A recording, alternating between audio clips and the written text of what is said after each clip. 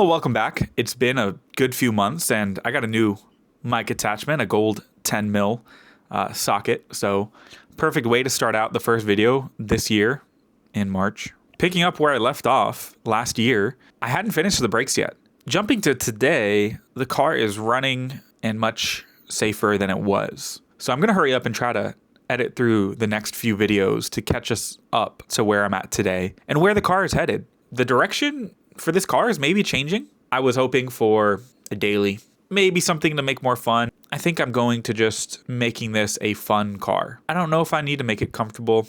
I don't know if I need to make it nice, just fun. Fun will work. Well, another day, another dollar spent because I bought a new caliper. After talking to a friend that's a mechanic, he recommended that even if I could get it out and unseize the guide pin here and the piston inside of the caliper, that brakes are pretty crucial, and they are, and we like life here. I actually got a replacement this morning, and also I found the right hardware for our idle air control valve. The problem is they're M6 bolts, but I didn't do any measurements because I left the bolts at home when I went to the hardware store. Imagine that, me not bringing the right parts with me to the store. So I put them in the two holes that stick through. This one sticks out maybe 5 mils, this one more like 15. But this one does get in the way of getting to this bolt here when we go to put the throttle body back on. So we'll see how we make that work, but I did buy a angle grinder and cutoff wheel in case we do need to shorten this bolt in order to make it work.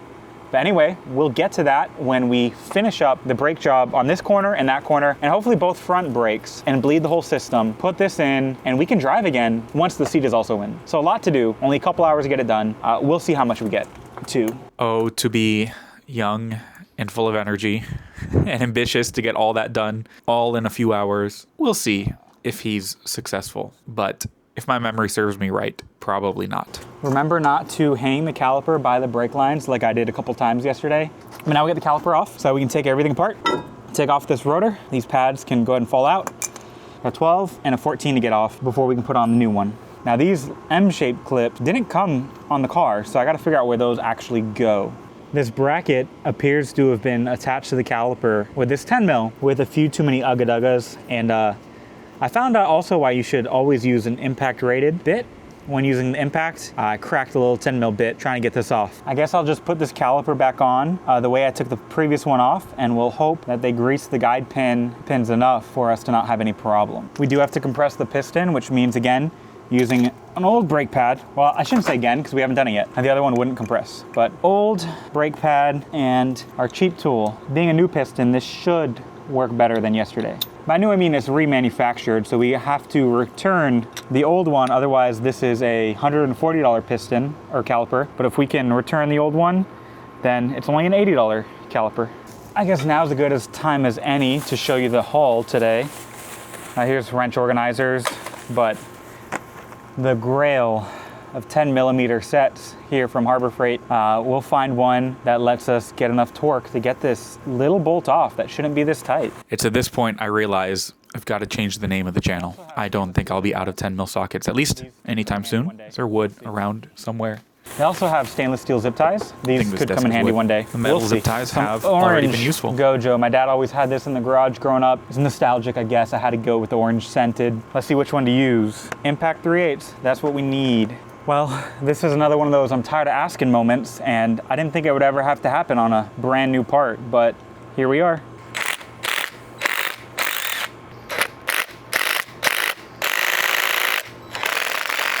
I think, did they glue it? This is supposed to come out.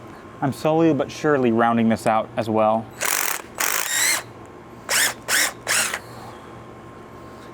It is out. What? No Loctite to speak of. I don't know what they did. We have a new bolt for the brake line down here, so we'll take care of that. Oh, I guess I lost it already. Anyway, I don't know why I took the rotor back off. We gotta wait till the old one, the bad ones, misfits, ship back before they'll send us the new ones. There I go ranting again about the brake rotors that they sent me the correct ones, and I just can't read a label. So little did I know, I had everything I needed to complete the brakes, but since I didn't know that, I got to take it apart and put it back together more times than I should have. I'm going crazy. I just took the bracket off. Where did I set it? In the box. I'll have to bust out the torque wrench to torque this all down when we're getting done. Let's make sure the guide pins are nice and lubed up so we don't have the same problems one day. Let's see if this guy can help us find out where those clips go. The rain has started to fall. Our parking brake all of a sudden doesn't want to fit where it fit when we took everything off. I think we're all back together, but I got scared seeing an extra bolt. Extra bolts usually just make you wonder if you actually put it all back together correctly. Other than everything being tight and the caliper probably not being pushed back all the way, so we'll see if we gotta take it apart for that. I think we're good to put this wheel back on, work on the other 3 corners that hopefully will probably be easier, but probably not. And then maybe a little test ride. These wheels are way too big. Don't look right.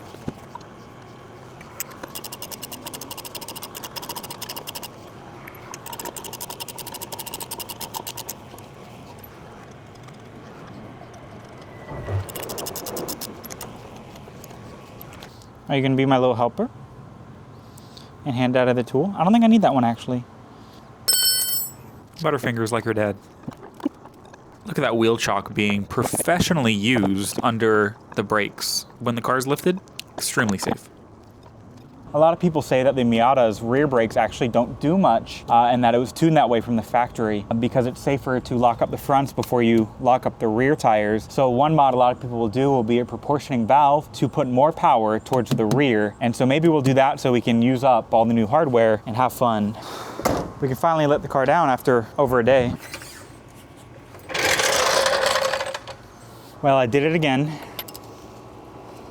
Yep, get too excited. Gotta set the wheel and the tire back down. Let me pause there. I'm not weak. I don't know what torque the wheel lug nuts were set to, but I have torqued them properly ever since, and it never takes that to get them off. So get yourself a decent torque wrench. The front brakes here might be another case of PV blast and weight since these are stuck, but we'll see. We'll do our best, see what comes of it. So day 3 on this brake job that was supposed to be just an afternoon brake job. Also, if I haven't told you yet, I've got to keep a tarp on it because the windows don't go all the way up and the back window is torn open. So those are other things we'll fix, but we'll get those brakes on that I thought were the wrong ones. I don't know if I said it on video, but I was so upset that I thought they sent me rotors for the rear wheels that were too thick to fit on the rear of this car. And they told me they were fine, but I could send them back for a replacement, and I was going to. Then when I got to the front yesterday, the rotors were too thin and the pads were falling off, and I was upset that they couldn't have done that twice and got them all wrong. Well, you probably know where I'm going with this. The fronts and rears got mixed up on my end. So yeah, in my defense, most cars have larger brakes in the front than they do in the rear because they have either more weight in the front or just because you need more heat dissipation. So larger mass means more heat dissipation, hopefully. Anything to make myself feel better to cope with my mistake, I guess. Well, anyway, now I've got to take the rears back apart, put on the correct rotors, but that means we'll have all new equipment, no returns, no changes, but that does mean we got to do it one more time, all because I didn't pay attention. Don't be like me. To the nice people at Rock Auto, I apologize for all the mean words I said in my head about you. It was my fault. Sorry for calling you guys some silly goobers and some little stinkers. I know it's not your fault. I hope you'll forgive me for that. Let me know below, what is your favorite thing to call people under your breath? Don't actually, don't. I don't want comments about that, please. I didn't look too closely when I bought the car to realize that I think the hood and the trunk are the only panels without damage. It's nice I don't have to be careful with this paint because I don't think it can get too much worse. I don't know how we'll fix this yet, but we'll get to that. A lot of body work too, but I think if this car can be mechanically sound enough for body to be its biggest priority, I will be pretty happy. Because I keep running out of time at the end of the day, I'm gonna start with the air filter rather than end with it because I'll be too tired. So we'll do that first. One thing to show you. This car came with a bunch of bonus random parts, and one of those things is this our car heater hose. And it's the right shape and size for the hose that was broke that went to our idle air control valve. We just got to get it to bend without kinking. We might need to heat treat it somehow and then cool it back down and hopefully have it without any kinks. It is so hot. I just ran before this and I sweat a lot. And it is 90 degrees out today right now at 5:50 in the afternoon. It was in the 50s 90. today. Again, this happened a long time ago. I'm catching up. Little toasty. I keep forgetting about the gloves. My hands don't come clean. By the way, husbands, this has been on my mind, men, but I was talking to some coworkers who will remain unnamed for their health and safety, but I think our wives are working together to pull one over on us. I don't know about you, but has your wife ever started a conversation by saying, have you even been listening to a word I've been saying? I think they're trying to make us think we have memory issues so they can pull that stuff over on us. If you don't believe me, how about this? Has your wife ever said, hey, don't forget about our coffee date or get together with our friends tomorrow at 11? And you go, what are you talking about? She'll say, oh, don't you remember last week we were talking about my grandmother's pet cat from 30 years ago? And by the way, I told you that we were gonna get some coffee at 11. I think our ladies don't want us to say no to plans, so they instead gaslight us into thinking we have bad memory. I know I don't. My wife does keep my calendar, and I thought I could trust her with that. I know I can't trust myself with that task, though. Anyway, guys, stay strong. These are 10 mil, by the way. Good thing I bought that variety pack. Thank you, Harbor Freight. I so badly want to freshen up the engine bay and make it look pretty. The best way to do that might be to get rid of the engine. I'm just kidding. I'd like this car to look as nice as it can, but I think the thought of making this a pretty car, those days are probably gone. I'll need a different Miata to do that too. What kind of airbox is put on with bolts anyway? Why? Why, Mazda? Did I tell you guys about the unique Japanese standard that looks like Phillips but isn't, that Kazo strip bolts? Why, Mazda? Why? Oh, man. There's leaves. I'm gonna have to clean that out. Probably not today though, because I still gotta get to the brakes. It's red because I wanted to color match it. Just kidding. Red because it's fast. Who am I kidding? This car is anything but fast. Don't be like me and keep setting your wrench down in random areas, because you might end up closing your hood on it and it'll make the worst sound you've ever heard.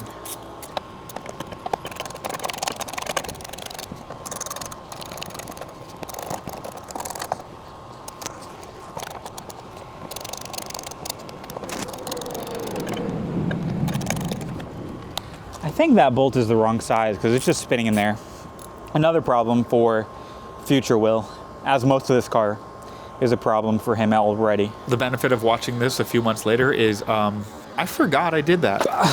I should go and figure out and make sure that I replace that bolt. I'm gonna forget, aren't I? We have an outdoor fan with a mister that my wife just got.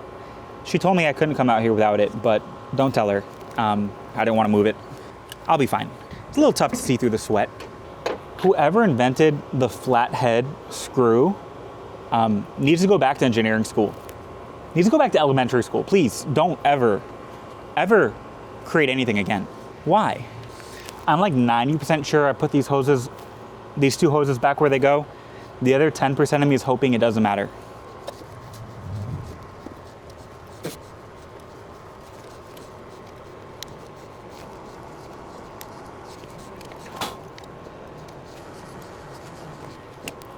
If we have a coolant leak now, we know exactly where it's from.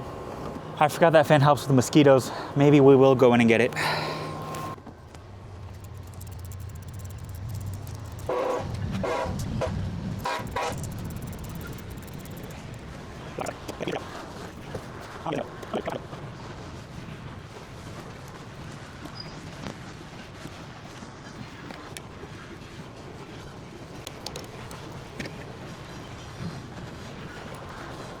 Maybe that angle grinder comes in handy after all. Or I just put the screw on after I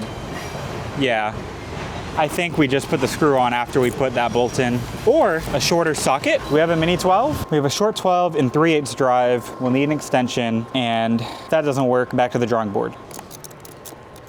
Wow, that was so easy. Are we almost done with the side quest?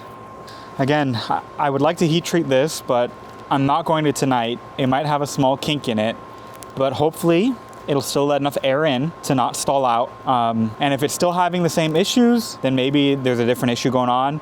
But if it's a bit better, maybe just the kink will get it right, or maybe it's just fine now. Hoping for that one. Did I tell you how scary it is to be driving with a car that stalls when it's idling? To put the car in neutral, slowing down for stop traffic, to find out that the engine died and that the little bit of brakes you have because you have a brake fluid leak have now shrunk even more. Maybe there's time for a story about driving this car back home the first time.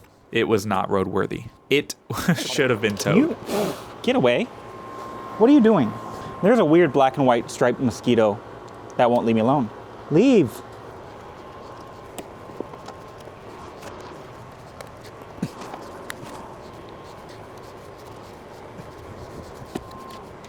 Maybe I should apologize to Mazda, because this one is a Phillips. Maybe the flathead was a previous owner thing. But still, flathead inventor. Never cook again. I cannot tell if we have any coolant, so maybe we deal with that as well, briefly.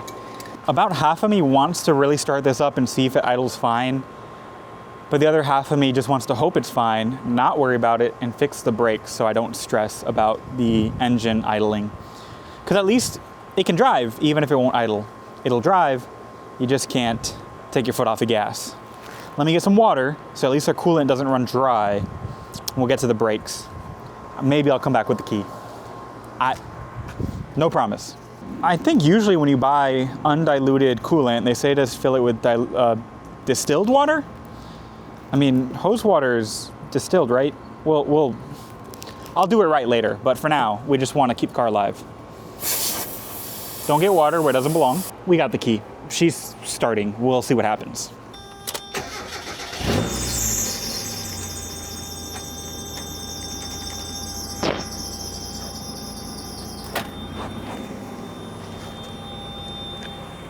Okay, I don't want to jinx it, but she's idling right at 1,000.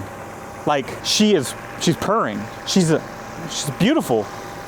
I love you. I might have to cut that out of the video or my wife will get mad.